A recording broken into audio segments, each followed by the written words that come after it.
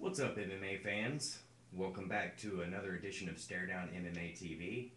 If you see me smiling or grinning, that means that the improbable happened at UFC 143, and yes, my boy Carlos, the natural born killer Condit, won the UFC interim welterweight title tonight.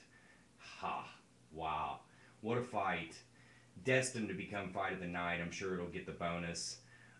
Awesome scrap, went the distance, full 5 rounds.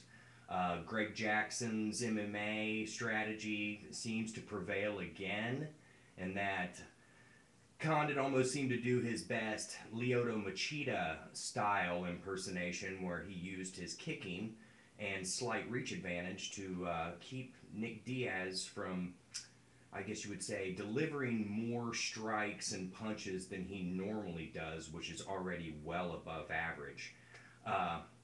Went down to a decision. They gave it unanimously to Carlos Condit, which the divided camps on the Diaz and the Condit side are all squawking as to why it should have been a little bit closer and definitely not have been a unanimous decision. Diaz seemed to be also very displeased with the ruling, and inside of the octagon said that, I quote, "I don't need this shit," and which is just sparked, I guess you would say, almost a volcanic eruption of rumors about Diaz retiring from mixed martial arts. Personally, I think that there's no way that that'll happen. I think that, he's a young, hot-headed fighter, reputably, and he was emotional. He was just coming off of a huge fight, arguably the biggest of his career, and I think that he just kind of got caught up in the moment. I think that just he might have spoken before he thought, before he said that he didn't need whatever, and that, of course, implied to all of the mixed martial arts fans worldwide that he was going to be leaving the sport. I really don't think that that's the case. He's only 28. Whereas he has been fighting for quite a few years at such a young age. Still, he sells tickets. He's got throngs of fans, and he's also one of those guys that people tune in to see him win or lose, because there's really no gray area when it comes to Nick Diaz. You either love the guy or you love to hate the guy. He's number 4 on my top 5 favorite fighter list. So I was torn already because Condit's my number 2 guy and Diaz my number 4 guy, but Condit higher up on the list. I picked him.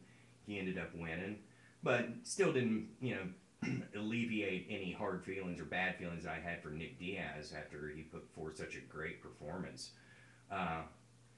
Now it's GSP versus Condit when GSP comes out of his rehab after he's done recovering from his knee injury. He's supposed to be back around November, but I wouldn't be totally surprised that within the next week or so, if it's going to happen, that we'll hear the announcement that they're going to have a rematch between Carlos Condit and Nick Diaz, because of course Diego Sanchez and Jake Ellenberger are already saying that whoever wins the fight between them two, that they want the winner.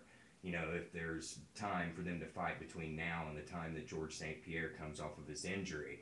So we'll have to see what happens. But I would not be surprised one bit if they make the announcement that Diaz and Condit are going to do it all over again. So it just makes sense. I've had people already say, well, what if Diaz leaves? And I'm like, well, no. I've also had people that were questioning the decision and whatnot, and whereas I know for a fact that the bigger fight in the fans' eyes is definitely St-Pierre versus Diaz as opposed to Condit versus Diaz. And I think if there was a shaky decision that was made there, and if they really wanted the GSP-Diaz fight to happen, then it would have happened that way. So I got to give congratulations to Carlos Condit, but I also have to give it up to Nick Diaz, too, for putting forth a great effort. It was an awesome fight. And, man, we'll just have to see what happens from here. I still don't think that Nick Diaz is retiring. But anyway, I hope you guys have a great night. I'll see you later. We'll cover a little bit more from UFC 143. And rock on. I got to get back to work.